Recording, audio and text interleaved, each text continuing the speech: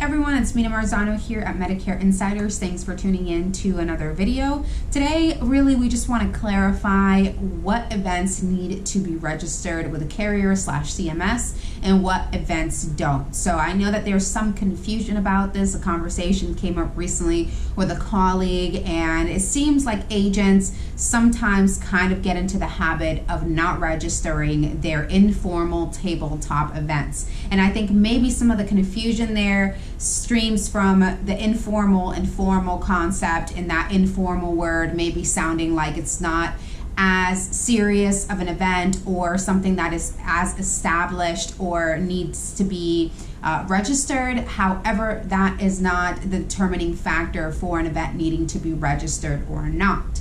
The determining factor is going to be whether you are going over plan-specific information, or is it just an educational event where you're talking about the basics of Medicare.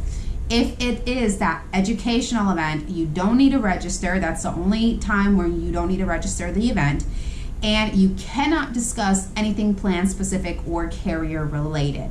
At any point in time when you're gonna have plan materials out on your table or at your event, whether it's informal or formal, right? Formal being more of that seminar style where you're giving a presentation, and informal being more of that tabletop where people are coming up to you and asking you questions, and that's how you're starting those conversations. So that's the difference between those two.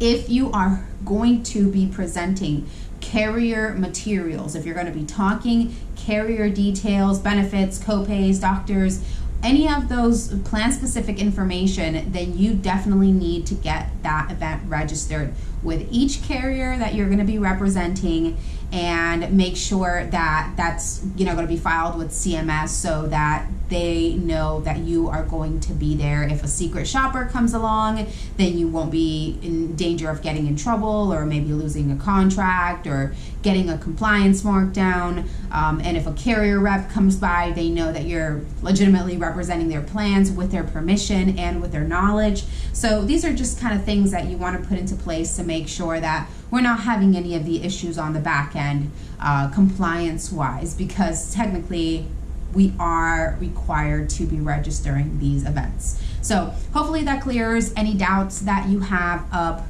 in terms of what events need to be registered or not. I would just think, bottom line, am I going to be providing plan specific information? Am I going to be providing carrier specific information?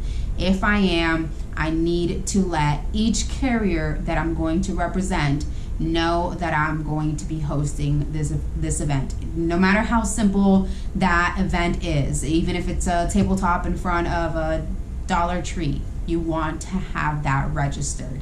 And the registration process is going to vary from carrier to carrier. So some carriers are going to have forms. Some carriers are going to be an email to the broker manager. So those are things that typically your FMO can help you out with. If you don't work with an FMO, reach out to us and we'd be happy to lead you in the right direction and get those events registered.